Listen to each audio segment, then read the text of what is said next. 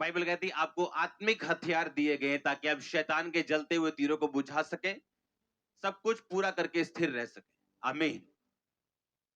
आपको गैर भाषा के बारे में बताया गया कि अगर गैर भाषा आपके पास है तो आप परमेश्वर की भाषा बोल सकते हैं। जो शैतान ने छीना आप उसे वापस ले सकते हैं। जो शैतान आपकी लाइफ में क्लेम करता है ये मेरा है, आप उसे वापस ले सकते हैं। और जो कुछ शैतान ने पकड़ा हुआ, कब्जा किया हुआ, आप उसे छुड़ाते हो जब आप गैर भाषा में बातें करते हो। ये हमने सुना हुआ है। आमीन। आत्माओं की परख के बारे में आपने सुना, हाँ या ना? जब एक व्यक्ति को आत्माओं की परख होती है, वो अपनी लाइफ की हर सिचुएशन के पीछे ये जान सकता है कि मेरी लाइफ में ये घटना हो रही है, जिससे मैं निकल रहा हूं, इसके पीछे कौन सा आत्मा काम कर रहा है। बाइबल कहती परमेश्वर ने इसहाक को अपने मन मुताबिक, उसकी लव मैरिज नहीं हुई, अरेंज मैरिज हुई, और उसके बाप का नौकर उसके लड़की ढूंढने के लिए गया और उसने कहा कि परमेश्वर, जो कोई इस कुएं के पास लड़की आके मुझे पानी पिलाएगी और मेरे ऊंटों को भी पिलाएगी, वो तेरी ओर से होगी। और बाइबल कहती वो लड़की आई और उसने इसहाक के लिए उसने पत्नी चुना और इसहाक को बताया कि ये परमेश्वर ने भेजा। और बाइबल कहती फिर भी 20 साल उसकी पत्नी बांझ रही। क्यों? अगर इसहाक ये बात जानता था कि मेरा बाप, मेरी मां भी मुझे 90 साल में जन्मा था, और उसे उसकी आत्मा मालूम थी कि ये स्पिरिट है जिससे मुझे कवर करना है, जिससे मुझे आजाद होना है, और इसीलिए बाइबल कहती है वो शाम को परमेश्वर का ध्यान करने के लिए मैदानों में जाया करता था। हालेलुया। मैदान में क्यों? उसे मालूम था ये एक स्पिरिट है, ये एक कर्स है, मुझे इससे आजाद होना है, तो मुझे परमेश्वर के नजदीक होना है। मैं वो गलती नहीं करूंगा जो मेरे बाप ने की कि इश्माइल को पैदा कर दिया। मैं उस पवित्रताई पे और परमेश्वर की प्रतिज्ञा पे खड़ा रहूंगा और उस आत्मा को फॉलो नहीं करूंगा जो गलत आत्मा को मेरे बाप ने फॉलो किया, और जो सही आत्मा को मेरे बाप ने फॉलो किया, जो गलती उसने नहीं की मैं उसको अब फॉलो करूंगा। आमीन। आपको समझ आ रही कि नहीं? जब आपको अपनी लाइफ की सिचुएशन के पीछे आत्माओं की परख होती है, आप समझ जाते कौन सा आत्मा काम कर रहा है। औरत की में कोई कमी नहीं, लेकिन उसका हस्बैंड उससे कम सुंदर औरत के साथ फंसा हुआ है। और जब वो अपने घर वालों पे ध्यान दे, उसकी नानी भी यही प्रॉब्लम में थी, उसकी मां को भी ये प्रॉब्लम रही, अब उसको ये प्रॉब्लम रही। प्रॉब्लम आप में नहीं, प्रॉब्लम उस आत्मा में है जो आपके पीछे है। और जिस दिन आप उस आत्मा को पकड़ लेते हो, आपका हल होता है। आप समझ रहे हो कि नहीं? आपको मालूम होता है कि प्रार्थना में जब जाना है तो कौन सी आत्मा को डांटना है। और जब आत्माओं की परख नहीं होती, आप फंसते हो। लोग गलत रिश्तों में जाते हैं क्योंकि आत्माओं की परख नहीं।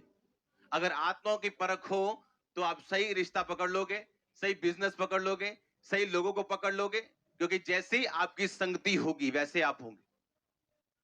प्रभु यीशु मसीह जिस चेले को बोल रहे थे कि मैं तेरे पे कलीसिया बनाऊंगा, मैं तुझे महान करूंगा, तू सबका प्रधान होगा, सबका तू अगुवा होगा, 5 मिनट बाद उसी चेले को बोल रहे थे, ओए शैतान, मेरे सामने से दूर हो, तो मेरे लिए ठोकर का कारण है।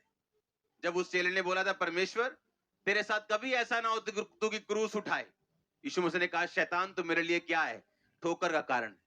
आत्माओं को परखना। जब आप आत्माओं को नहीं परखेंगे, हम सफर करेंगे। क्रिश्चियन लोग भी सफर करेंगे।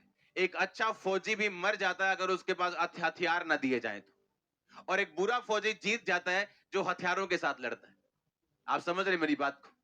एक क्रिश्चियन होने के नाते, एक मसीह होने के नाते, परमेश्वर ने आपको अकेला नहीं छोड़ा, निहत्था नहीं छोड़ा। बाइबल कहती परमेश्वर ने आपको आत्मिक हथियार दिए हैं ताकि आप उन हथियारों का इस्तेमाल कर सकें, अपनी लाइफ को बेटर के बाद बेस्ट कर सकें। और परमेश्वर ने आपको अकेला नहीं छोड़ा।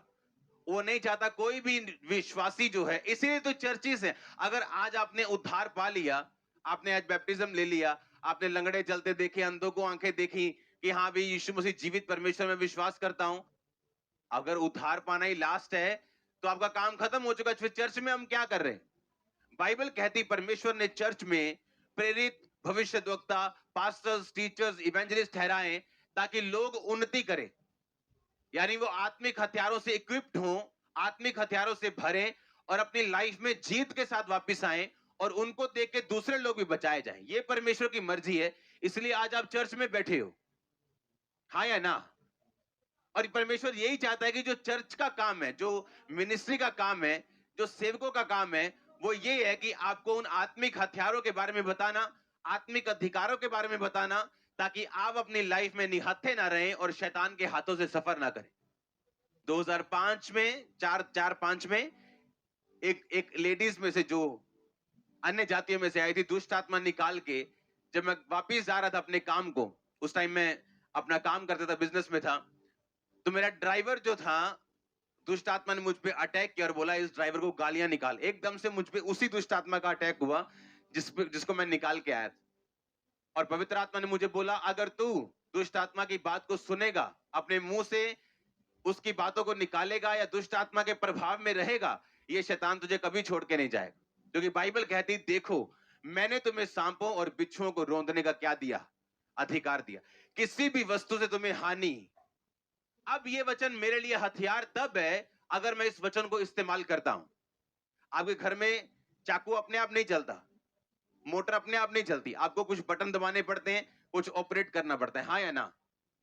और परमेश्वर ने मुझे बताया कि तूने अपने मुंह से यह निकालना है कि शैतान, ये शरीर परमेश्वर का है, मैं तुझे समर्पित नहीं करूंगा, तेरी कही हुई बातें नहीं बोलूंगा, खेलूंगा नहीं, जो कुछ तू करेगा कहेगा मैं कुछ नहीं करूंगा। और मैंने अपने मुंह से निकालना शुरू किया इन सब शब्दों को, और वो शैतान कभी वापस नहीं आया। और सोचो अगर मुझे हथियारों के बारे में, वचन के बारे में मालूम ना होता तो आज मैं यही बोलता कि मैंने एक दुष्ट आत्मा निकाली थी, उसके बाद मुझ पे अटैक हुआ, अब मेरी लाइफ ऐसी। जैसे बहुत सारे विश्वासी आज कहते हैं कि जब से मैंने ये काम किया था, मुझे ये प्रॉब्लम हो गई थी, उसके बाद हम कभी नहीं उठे। आपको अपने आत्मिक हथियारों का यूज करना है, एक जेलसी, एक पवित्र जेलसी के साथ, और आप देखेंगे शैतान को घुटना टेकते हुए। और आपका आमीन छोटा चर्च।